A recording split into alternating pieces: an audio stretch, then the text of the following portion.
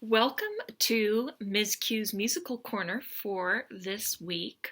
I will be sharing with you actually more of a story song, but it has some music in it. And it also comes from Ireland and actually also Iceland and Scotland. This particular tale is told.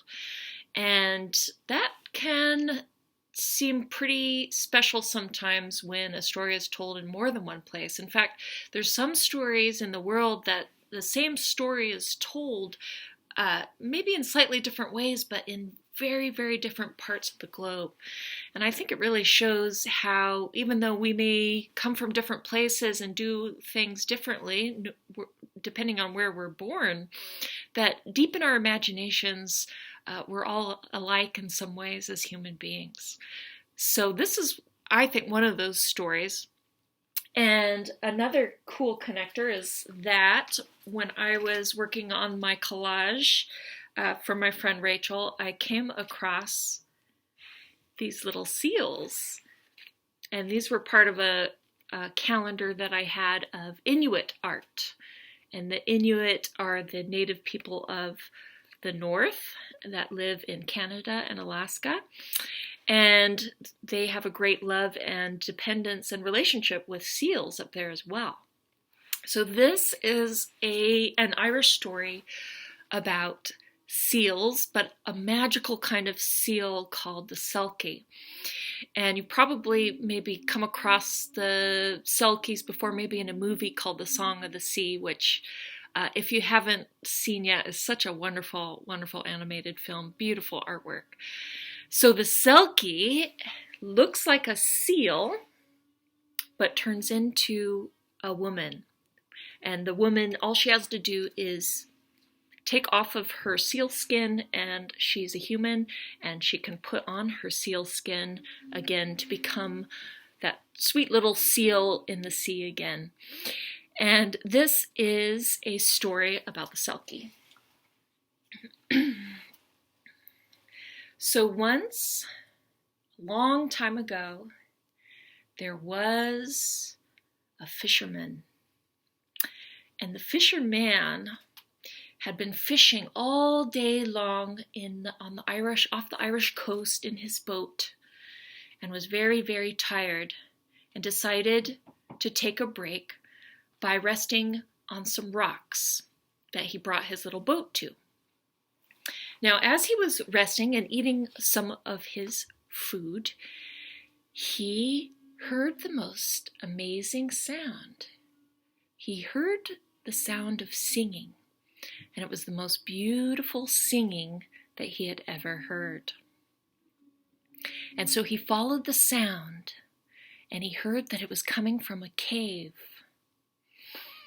And outside of the cave, draped over the rocks, were all of these dark seal skins. And he had heard about the Selkies, and he had heard that if you take one of the Selkie skins, that Selkie gets to belong to you, and you can take that Selkie home. And so he took one of the Selkie skins, and he went and he hid behind a rock and watched what happened next. And what happened next was that all of the Selkie women came out, and they began to put on their seal skins one after the next. All but one little Selkie, who had really long, beautiful dark hair, but she couldn't find her Selkie skin anywhere. And all she could do was just sit on the edge of one of the rocks and cry. Now, when the fisherman saw the Selkie so sad, he immediately felt so much love for her and just wanted to take care of her and bring her home. And so he hid her Selkie skin under a rock. And he went and he took his own coat and put it around the Selkie girl and brought her home. And when the fisherman brought the Selkie home, he fed her some really nice, warm, comforting broth, and he made her up some potatoes and a cup of tea. But the Selkie was very, very sad and went straight to sleep. And while the Selkie was sleeping, the fisherman went back to where he had stashed the Selkie coat, and he put it inside of a trunk, a suitcase, and he locked it up with a very particular little key. And he stuffed the trunk in the attic. Now, time went on as time often does, and the Selkie felt like she kind of remembered a life that she used to have that had to do with the water, but she wasn't quite sure what it was. It was such a long time ago. She would often find herself sitting at the shore, gazing way out into the sea. And she would sometimes see some little seals out there waving their little flippers at her, and she'd be like, I don't know, they seem familiar, but I don't know why.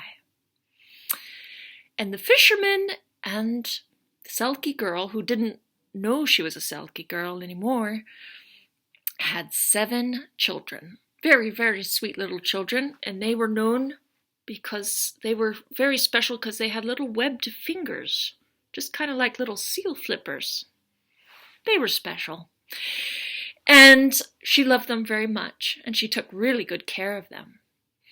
But one day, they all went on a trip to town with their father. And the Selkie woman, she didn't know why, but she felt a little bit under the weather. And it's a good idea when you're not feeling well to stay home. And that's what she decided to do that day. And she was sitting at home and she thought, well, I might as well wash my fisherman husband's clothes that are piling up in the corner. They smell very fishy, very bad. And so she got this whole big clump of clothes, and out of the clothes, something metallic dropped. What was that? She looked on the ground, and she picked up a very particular looking key that she had never seen before. That's a very small key. This doesn't seem to unlock any of the doors in our whole house. I wonder what this goes to. And so she started to explore the house, lock by lock, trying the key in all these different little doorways until she found the attic where the trunk was. And she took the key and she slid it into the lock and out opened the trunk. And inside of the trunk, there was the seal skin. And an amazing thing happened. Her memories flooded her mind, and she remembered who she was. And immediately she took that seal skin and she went to the sea and she put it on. Maybe there was a zipper, I don't know, but she zipped it up and it had a hood, and she turned into the Selkie seal woman once again. And off she swam away. And the fisherman and his children returned, and they couldn't find her anywhere. And they couldn't find her for a very long time. And they missed her very, very much. But they could sometimes stand at the edge of the sea and see a seal waving its little fin. And sometimes they would even hear this song, which I will try and play for you now. I've 7 children on the land and 7 in the sea.